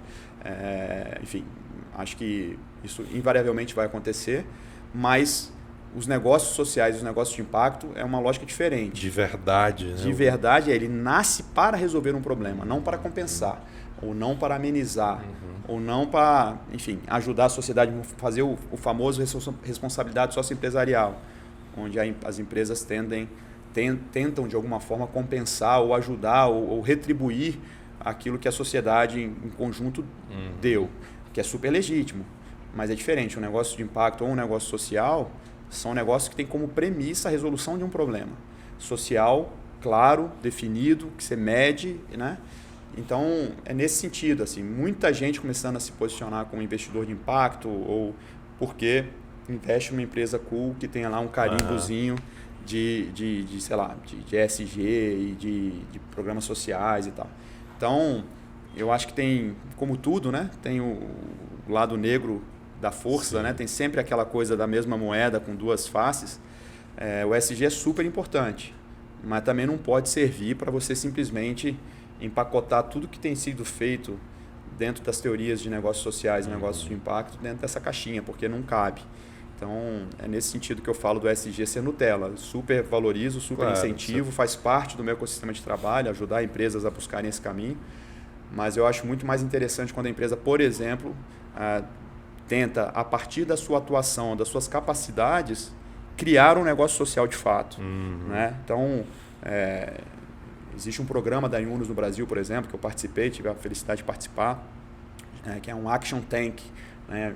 Então, assim, ela realmente pega essas empresas, faz uma jornada de 6, 7 meses, grandes empresas, isso serve para o mercado, né? Quando eu fiz lá, estavam todas as gigantes, ali tinha, enfim, Boticário não, desculpa, Natura, Johnson & Johnson, Ambev, empresas como essas, que muitas vezes entram e fazem esse movimento ali de vamos pensar alguma coisa paralela na nossa cadeia que a gente possa fazer um negócio que de fato seja orientado do início para resolver uns problemas, que seja cinético naturalmente, que você aproveita a força e o poder dessa indústria. Então, assim, eu acredito mais nesse processo de você tentar identificar as potencialidades e achar um negócio que se envolva que de fato tem a pretensão de resolver um problema, do que você fazer uma ação ali de filantropia simples ou de uma compensação de um problema social que você causa. Eu realmente faz parte do advocacy para esse ecossistema ser um pouco crítico, né? Então, legal. Esses dias eu entrei numa discussão e tinha uma defesa sobre filantropia e eu fui ácido com a defesa da filantropia. Apanhei que nem cachorro sem dono ali, porque... Tu bate, mas também tu apanha. Apanhei muito, porque falaram, você não pode falar contra a filantropia, isso é um desserviço. Eu falei, não, eu não estou falando contra a filantropia. Eu só não consigo ver a filantropia... Assim como você não está falando contra a ESG. Claro. Você está falando contra o Nutella. Claro, a filantropia faz parte do problema, de alguma forma, né? Uma sociedade que precisa de filantropia em profundidade significa uma sociedade injusta, onde um pode simplesmente sustentar o outro através da filantropia. Já parte de uma premissa... significa que a gente não tem a urgência, que a gente não tem que fazer. Sim. Eu me entusiasmei há muitos anos atrás de incentivar a filantropia no Brasil. Eu acho super importante. Mas, ao mesmo tempo, quanto mais você vai ficando entusiasmado com as teses de negócios sociais de impacto, mas você acha que esse dinheiro da filantropia poderia estar sendo aplicado de uma forma mais renovável. Né? O Yunus tem uma frase que eu gosto muito, que ele fala que $1 doado é $1 de uma vida só. $1 investido no negócio social é um dólar de múltiplas vidas. Sensacional. Então, Sensacional. É muito diferente quando você começa a pensar nas teorias, no problema da filantropia. Né? Tem um podcast que eu gosto muito, que é um cara falando que como bilionários, filantropos, tentando resolver o mundo, são parte do problema. Ele estuda os 20 maiores filantropos do mundo que doaram mais de $1 bi, ou seja, gente muito grande, e a fortuna dos caras cresceu durante o processo onde eles doavam. As fortunas crescentes. Então, o argumento desse cara é muito duro e ácido. É muito barato você fazer um greenwash, entendeu? Você vai ali, gasta uma grana, faz um negócio super importante, fundamental, bacana, mas que reforça o problema. Se você não... Ou seja, o problema é o nível de concentração. Então, quando você ganha um aval para continuar concentrando porque você é um filantropo, tem alguma coisa errada, tem alguma coisa torta. Então é nesse sentido. Entendi, eu nem de perto quero falar mal da filantropia. E é interessante porque às vezes é mais fácil você tirar dinheiro de um cara que está na cabeça de filantropia do que para investir num negócio social, um negócio de impacto. Então acho que tem esse desafio cultural. Como eu penso e discuto muito sobre isso, eu tenho um pouco dessa pretensão de provocar um pouco e tentar tirar e mexer no dinheiro da filantropia para investimentos estruturados em impacto. Voltando ao nosso papo lá de trás de geração de conteúdo, síndrome do impostor, acho que você tinha que investir nisso também. Você está com tempo sobrando, então investe em gerar esse conteúdo aí, cara, e principalmente um conteúdo crítico, né? Porque senão vira só modinha pela modinha e é sempre isso. Mais do mesmo e a gente não vai formar uma massa crítica. Cara, a gente está falando muito de ESG aqui, vale, acho que traduzir, ESG é uma sigla em inglês para Environmental, Social e Governance. Então, investimentos ou empresas que tenham um impacto nessas áreas, em alguma dessas áreas ou em todas essas áreas. Isso está ligado lá com as ODS da ONU também, que são Objetivo de Desenvolvimento Sustentável, que são as metas que a ONU colocou para os países do mundo. Então, vale essa tradução. E nessa linha, acho que é bom mencionar também que o cara top lá da BlackRock, que é uma das maiores gestoras, se não a maior gestora do mundo, colocou uma meta para que 95% das empresas, dos ativos que a gestora investe, até o ano tal, vai ter que ser de empresas que tenham um impacto ESG. Então é disso que a gente está falando. O mundo está caminhando para isso. No próprio Brasil você já tem o cara da Natura, né? Também já tem essa perspectiva de ter uma meta de investir em negócios de impacto. E, enfim, tem muito dinheiro fluindo. Eu sempre que falo de impacto digo que isso vai ser mainstream. Essa coisa vai ser central, porque enfim, é uma questão mandatória, né? A gente vai ter que resolver uma série de problemas e eu gosto muito de pensar no empreendedorismo. Eu gosto da definição de que empreendedorismo é agir antes de ser obrigado. É bem genérica, exatamente. Mas quando você torce, você cai aí, né? Você agir antes de ser obrigado. Então, esse movimento para investimentos de impacto e ESG em geral, para mim ele é mandatório e a gente deveria fazer antes de ser obrigado. Aliás, nós já estamos obrigados, né? Temos que correr atrás disso. E sendo mainstream vai ter coisa boa, coisa ruim, coisa real, coisa fake, sem coisa dúvida. Raiz, coisa Nutella. É isso que a gente está falando. A gente não está criticando exatamente. o ESG, né? Cara, para dar um exemplo que eu lembrei aqui quando você falou, e não estou dizendo que a empresa não é uma empresa que tem impactos e tal, mas aquele lance quando a Apple falou assim, não, vou tirar os carregadores da caixinha dos celulares porque isso vai economizar não sei quanto de carbono, não sei o que, etc e tal. Para mim, aquilo foi uma clara, um greenwashing, assim, cara, eu estou tomando uma decisão com base no meu bottom line, lá com base no meu DRE, mas estou dizendo que estou fazendo isso por conta do impacto, etc e tal. E, aliás, fico muito triste que a Samsung está ficando Appleizada. Eu sou fã da Samsung, mas a Samsung está no mesmo caminho. Então, eu não sei dizer, não conheço o caso em profundidade, mas que, sem sombra de dúvida, deve ter essas duas lógicas, né? Tem a lógica do Elon Musk com Bitcoin, né? De perceber que a lógica de Bitcoin tinha, no fundo, o problema da energia. Eu brinco quando você for explicar Bitcoin no finalzinho, a energia para fazer o processo de processamento, né? Todo o processo da questão da descentralização da informação e tal. você sempre vai ficar na dúvida se foi feito de fato, com uma preocupação real, ou se traz esse argumento para frente de uma decisão que muitas vezes pode ser pragmática, empresarial, tradicional, né? Enfim, é só um possível exemplo do que o Duda está falando aqui, do que seria um greenwashing. Cara, vamos para a Maivo então, que é a sua startup, a startup que você fundou. E antes de você explicar, vou lembrar de algo que você me contou aqui que eu achei muito interessante. Você me apresentou uma pessoa, um parceiro teu, e falou assim: esse cara aqui que me ensinou tudo que eu sei sobre energia solar, energia renovável. E você tem uma startup hoje que é disso, né? Esse é o principal. Aí eu estou lembrando da nossa conversa, do generalista que se aprofunda. Então você conheceu um cara que é um parceiro teu, mas de repente você foi lá e aprofundou e tem uma startup agora nessa área. Faz o pitch da Maivo aí, explica pra gente o que é a Maivo. Vou falar então só por uma questão de demonstração como isso nasce, né? Em 2014, 15, eu tive um entusiasmo também bem no começo do processo de carro elétrico, e tive um carro elétrico em 2015, que era uma coisa, todo mundo falava, mas não funciona, mas isso, mas aquilo. E junto com isso veio o desejo de ter autossustentabilidade em energia. E eu fiz uma usina na minha casa nessa época e foi muito interessante. O processo de conversar com as pessoas que tinham as empresas de fotovoltaica, eu falei, puta, mas tem um negócio aí, tem a lógica de geração compartilhada. Foi como consumidor. Fui como consumidor e no processo de conversa era um misto de estratégia de me aproximar dos caras e conseguir um desconto melhor para fazer a minha usina, mas de pensar, falar, cara, mas tem uma regulação da lógica da geração compartilhada.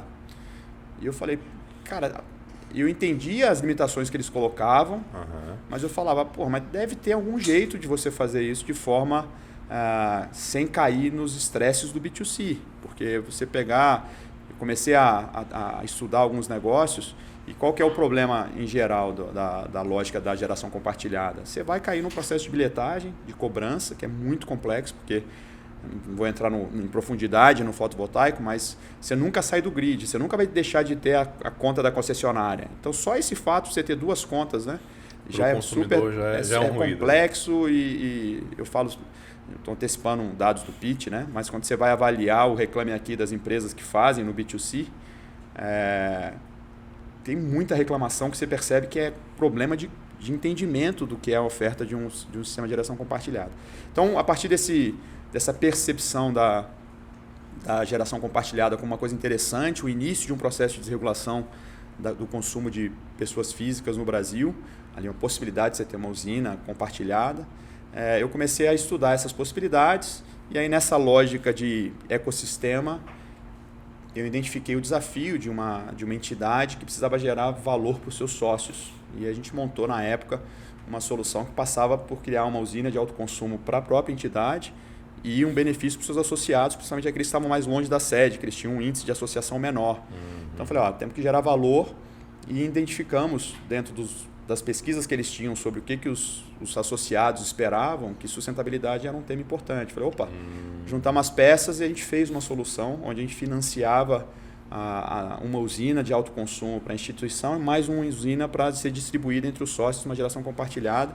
E a gente fez um modelo de financiamento onde a economia da primeira usina financiava as duas num prazo mais longo. Arrumamos um investidor que tinha disposição de esperar pela questão do impacto.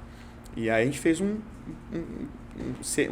MVP, como se diria. Mas quantas peças do teu Tetris tu juntou aí? Pois é, juntei algumas coisas. E aí a partir dessa demanda eu falei, tem um negócio aí. Se a gente pensasse nessa oferta, no engajamento de pessoas no consumo consciente a partir de uma estratégia B2B2C, tem mais sentido de não entrar na guerra e na dificuldade do B2C, onde você fica... tem todo esse processo. Eu brinco que o CAC, que o cara calcula ali, vai virar SAC, né? Serviço de atendimento ao consumidor. CAC é o custo de aquisição do cliente, quanto que a empresa gasta, né, para adquirir aquele cliente, para trazer aquele cliente para a base. Aí você está brincando que isso vira um saque. Vira um saque, porque é difícil. Você tem um processo de gerir inadimplência, você tem um processo de bilhetar, e você tem um custo da bilhetagem que ainda é significativo, por mais que você tenha muita flexibilização por conta das fintechs e tudo. Então eu comecei a partir desse case, eu falei, tem uma história aí, e a gente começou a estudar. E aí a gente fez um segundo case na mesma lógica econômica, mas para um objetivo diferente. Uma empresa que via a possibilidade de oferecer a energia fotovoltaica como benefício para os seus empregados. né, para o time. Então, a gente fez a mesma lógica e aí já foi um teste de um novo modelo, onde você tinha uma perspectiva de um benefício. E aí, quando junta essas coisas de novo, né, eu venho do mercado de incentivo, fidelidade, benefícios e tal. O teu Tetris e tinha um sócio que entendia muito disso, né, e aí eu comecei a fazer essa junção. E aí a gente começou a criar a Maivo. Eu, a partir dessa percepção, falei, cara, registrei o domínio, comecei a querer entender um pitch, ir para o outro lado da mesa, né, e começar a estruturar. Foi um caminho muito mais longo do que eu gostaria. Você já tinha investido nas outras startups? Não. Provavelmente, talvez, eu estivesse começando a conversar com a Ribbon. Provavelmente só com a Ribbon. Mas eu já vinha ouvindo muita gente, eu já vinha, em função da minha posição, que estava muito na parte de investimento de impacto, já tinha participado da criação do fundo da Yunus no Brasil em 2016, já tinha me conectado com fundos de investimento de impacto, então já vinha conversando com startups, né? Então eu tentei trazer esse mindset, a gente começou a organizar isso, depois de longas idas e vidas e pivotadas, como a gente fala, a gente está consolidando um modelinho de oferta que, na verdade, a Maivo quer engajar comunidades de consumidores conscientes de energia. E aí, quando a gente fala de consumo consciente, assim como você tem os 3 R's, né, do reduzir, reutilizar, reciclar, a gente percebeu que o fotovoltaico não necessariamente traz sustentabilidade. A gente estudou centenas de casos de pessoas que fizeram usinas de alto consumo e, invariavelmente, o consumo de watt subiu. Então, a partir do momento que as pessoas tinham uma conta mais barata, elas consumiam mais. Isso é antítese de sustentabilidade. Quando você me falou isso, minha cabeça explodiu. Assim. Então, como assim um cara bota uma fotovoltaica em casa e isso não é sustentável? Pois é, porque você tem que reduzir necessariamente, né? Parte do consumo consciente, parte da premissa que você não desperdiça. E aí, muitas vezes, a fotovoltaica... Como aquela energia dele está de graça agora, ele... Exatamente, só que isso é um problema...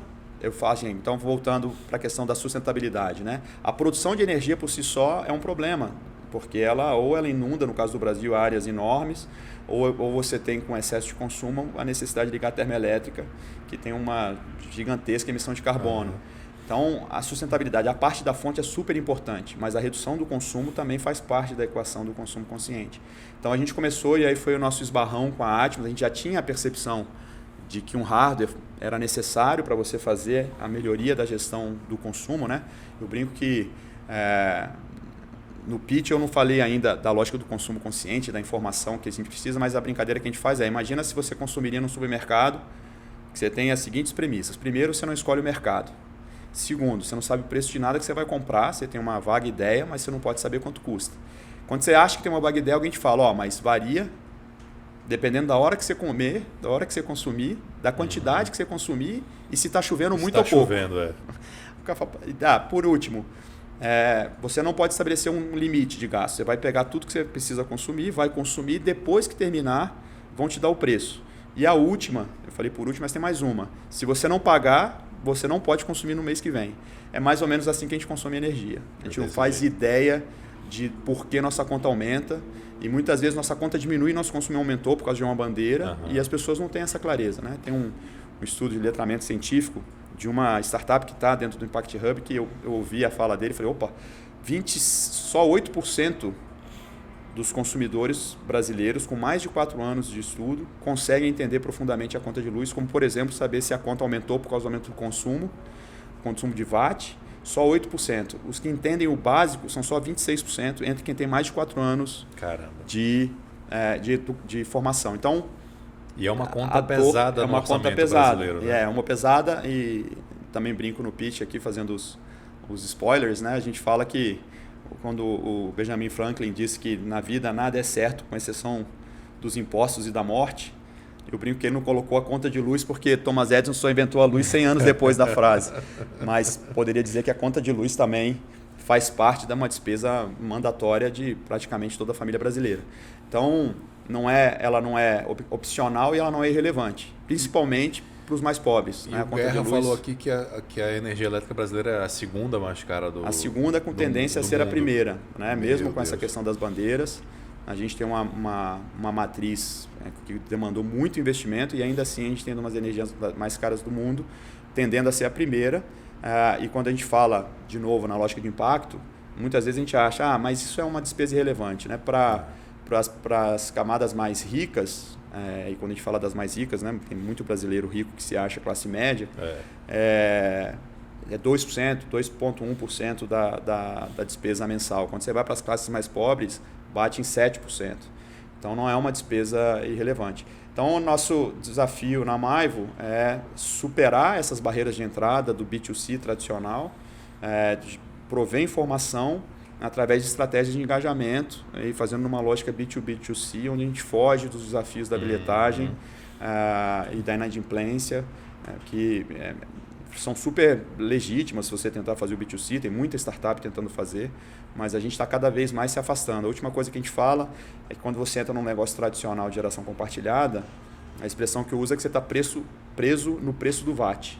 Ou seja, o seu espaço para ganhar é o custo de produção de energia versus o custo do VAT na concessionária. Então tem um limite ali. Tem um limite, é um oceano vermelho. Se você tiver qualquer processo de choque de energia um pouco mais barata, por qualquer inovação tecnológica ou mudança de regulação, o dinheiro do investidor fica muito preso dentro desse spread, e a gente tenta fazer geração de valor extra VAT. Então hoje a gente tem alguns projetos bem relevantes, acontecendo com indústria que está querendo estar mais próximo dos consumidores, indústrias que criam, que têm equipamentos que representam muito da conta de energia, querendo criar uma camada de IoT a partir do hardware, né, da parte dos medidores inteligentes, que foi justamente onde a gente se conectou com a Atmos. Então a gente está construindo uma oferta para... Nosso desafio é dar escala para uma coisa que está muito focada nesses early adopters, né, esses primeiros usuários, mais entusiastas e tal, e a gente está querendo realmente popularizar esse acesso através de estratégias B2B2C. Entendido, esse foi o pitch da Maivo, então. E você está tocando isso do Canadá, mas claro, montou um super time aqui, né? Isso, você falou muito do e cara óbvio que você não veio para cá para o Dr. Startup Cash, você veio para tocar Maivo, dentre outras coisas. Olhar as lujinhas. Você falou, né? Dessa conversa, o cara que fez a minha usina lá atrás, em 2015, hoje é meu sócio na Maivo. Então, a gente veio construindo essa relação, tivemos dos lados, quando a gente fez os projetos, ele se tornou um fornecedor, brigamos muito nesse papel. E ele foi um cara que se entusiasmava. Ele falava, eu entendo muito de engenharia, projeto, construção de usina, mas eu entendo que seu discurso também traz um novo paradigma, uma nova... E a gente juntou as forças aí para pegar a expertise dele na lógica de geração de usina, de gestão de usina, que é uma das formas da Maivo entregar consumo consciente, junto com essa minha perspectiva de trazer isso para uma escala maior e tirar das pessoas que têm seu próprio telhado, ou que participam de alguma, para fazer a sua própria usina, ou que participam de alguma iniciativa conjunta, mas é muito pouca gente. Então, nosso desafio é dar essa escala. Bacana, vamos caminhar então para o nosso final aqui. Começando pelo momento fuck up. Nessa tua trajetória aí, cara, super diversa e super vitoriosa, né? O que se traz pra gente de um grande erro, ou não necessariamente um grande erro, mas um erro que te trouxe um grande aprendizado que possa ser compartilhado com a gente. Algo que te doeu assim, você fala assim, cara, essa cicatriz hoje valeu muito a pena. São as marcas de guerra, né? Eu uso com meu filho, ele se machuca e fala, não, são marcas de guerra, faz parte, a gente está fazendo o que gosta. Então, cara, eu obviamente vi muita gente falando sobre esse momento, o que me vem à cabeça é isso, assim, primeiro que o grande processo é que quando você consegue analisar seus erros e aprender com eles, né, isso é meio piegas, mas é difícil. É difícil, assim, quando eu paro para pensar, certamente...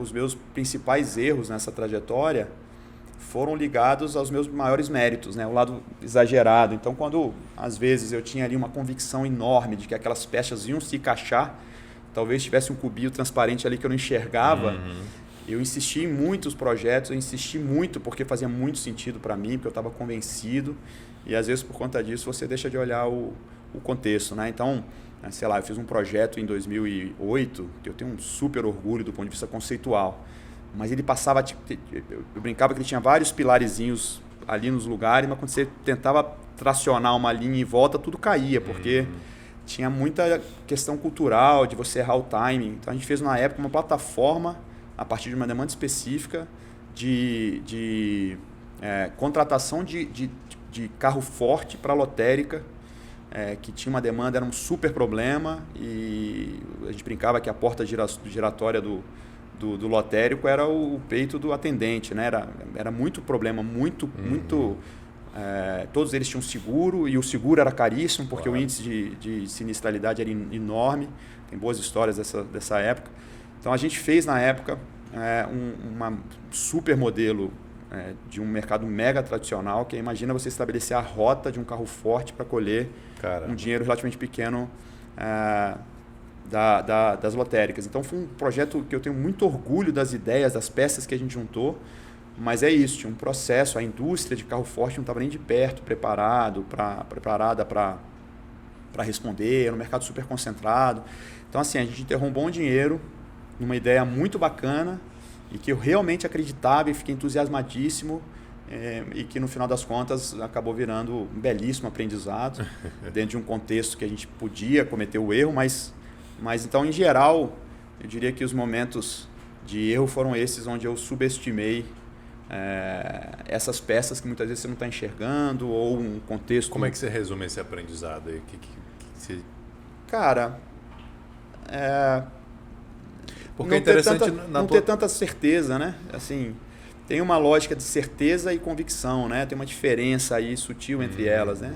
Às vezes você forma a sua convicção e é um processo de formação e você transforma a sua convicção numa certeza e você ignora uma variável, você está ali, você subestima um problema. Então eu acho que tem que tomar muito cuidado com as nossas certezas, né? É interessante que na tua trajetória você viveu isso e hoje a gente brinca que como conselheiro e investidor você deu as porradas em empreendedores que são assim, né? Ou que em tese a gente não sabe que... Aquela brincadeira que a gente estava falando no começo, você está falando agora. A diferença entre essa certeza e convicção é muito sutil. Porque também você, como investidor, você não quer um empreendedor volúvel. Claro. Ele tem que ter convicção da ideia dele. Ele, mais do que ninguém, ele tem que ser aquele João... Como é que é? João Bobo, né? Mas não pode transformar uma convicção, uma certeza numa convicção, né? Na verdade, uma convicção numa certeza absoluta que não houve ninguém. Não, eu tenho certeza que vai dar certo, que esse... Então, assim, eu digo que até hoje eu tento ficar atento em função desses momentos. É olhar quando é que eu estou insistindo, estou dando literalmente ali murro em ponta de faca, ou estou ignorando uma variável, ou estou tentando juntar coisas que, por mais que façam sentido, você vai ter ali ou a vaidade, ou um problema político, ou uma restrição... Um imponderável mesmo. Um imponderável qualquer. Então, eu diria que pelo meu entusiasmo, de vez em quando querer botar o triângulo na bolinha ali, sabe? Porque fala, não, mas cabe, vai caber, falta só um pouquinho. Então, às vezes, é isso. Eu diria que o aprendizado é isso. Estar mais atento para aquelas coisas que a gente não enxerga. Porque muitas vezes são elas que inviabilizam um projeto, como, por exemplo, a gente falou aqui. Tem vários projetos lindos. Sim. Que tem só um detalhe. Você não vai conseguir dar escala. Então eu acho que aprender a não subestimar essas coisas que você não está enxergando e tentar levantar e parar para olhar foi o grande aprendizado. Cara, e você fez um monte de coisa, né? Tipo, foi dono de bar, depois entrou pro varejo, depois dessa indústria de benefícios, investidor de startup. Desse teu background todo, você hoje também é CEO de uma startup. Com todos os seus problemas, com todos os seus desafios, etc. Como é que para você ser CEO de uma startup? O que isso significa? O que isso impacta na tua vida? Quais são as dificuldades? Quando você olha lá para trás, caramba, quando eu estava, sei lá, na CTIS ou na Caixa Crescer, eu tinha uma estrutura, agora não tenho isso. Como é que você vive isso hoje? É uma frase muito boa que eu não lembro se é Graciliano Ramos, não tenho certeza se é ele, mas que falava que o sapo pula por precisão, não por boniteza. Então...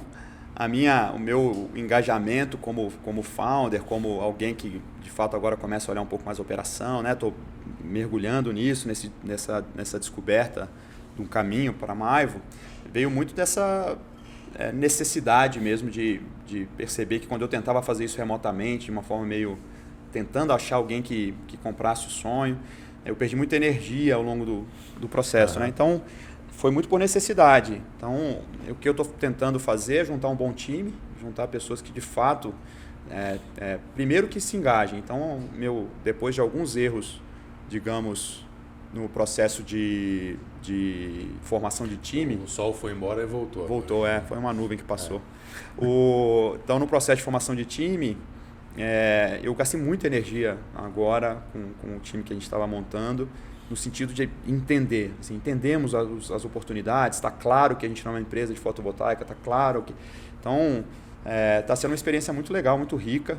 Está do outro lado do balcão, então estou me preparando para me colocar à prova, estou ficando atento comigo mesmo, porque como eu sou muito convincente, gosto de argumentar, de não cometer esse erro. Advogado aqui. Pois mas eu sou um rábula, como se diz no segmento de vocês, né? Aprendi muito sobre...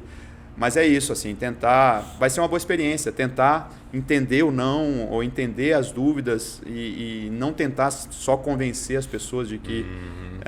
Está sendo uma experiência muito rica, estar do outro lado do balcão, tentando ver isso com uma maturidade para não cometer os mesmos erros de apostar em coisas que não vão ficar em pé. Está sendo uma experiência muito rica. Você falou em montar time, eu fiquei lembrando da tua analogia do Lego, do Tetris. Montar time é isso também, né? Sem dúvida. Você encaixar as peças certas nos lugares certos e ter a humildade que você precisa de um time também. E buscar a complementariedade, né? Exato. Muitas vezes, eu sempre, uma outra analogia que eu gosto é falar que o futuro de um bom goleiro não é virar atacante, né? Muita gente, a gente pensa assim. Então, você pega um cara de back-office e fala, não, esse cara... Ou então, o melhor vendedor vai virar gerente, cara. É isso. Eu na época de varejo, eu falava. Vi várias vezes você perder um excelente vendedor e ganhar um péssimo gerente. E um problema é que você não pode tirar o banquinho depois, né? O cara acendeu, é difícil você voltar. Então, nessa lógica, está sendo também uma boa experiência de buscar essa complementariedade, de buscar alguém mais pragmático, que puxe pro chão ali para evitar cometer os mesmos erros. Show. Vamos pro livro então? O que você trouxe de indicação Maravilha. De livro aí pra gente? Eu trouxe um livro provocativo, que eu diria que na parte de gestão aí a gente precisa, como eu diria, desinovar. Né? Então, esse é um livro que foi muito significativo para mim. Não vou tirar onda que é o meu original, porque não é. O meu, como eu mudei para o Canadá, está encaixotado, mas eu fui atrás de um sebo quando eu pensei na nossa conversa, consegui achar. Legal. Chama Gurus Curandeiros e Modismos Gerenciais. Esse livro mexeu muito comigo na época. Deixa eu mostrar aqui.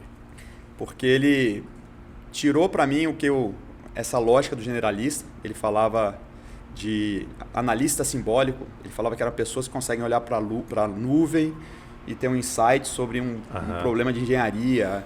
Essa lógica de fazer conexões, então falou muito comigo na época. Ele trouxe uma coisa muito interessante para quem superestima a capacidade de encaixar peças, que é a lógica do pessimismo da realidade, né? Ele tem uma frase que eu gosto muito, ele fala assim, descobrir que o Ronaldinho marcado não faz gol, né? Que não necessariamente você vai, enfim, resolver todo tipo de problema. Então, eu lembro bem dessa frase dele, do pessimismo da realidade.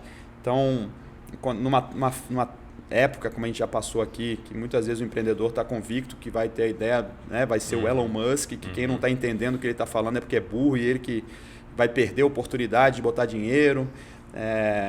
Eu me esforcei muito para entender, mas também cheguei à conclusão que tem muita espuma, tem muita coisa que não para em pé, tem muita gente que não está preparada, está mal acostumada porque captou um dinheiro muito rápido, depois passa por um processo que capta mais dinheiro mais rápido ainda, e não passa por um processo de base ali, de formação.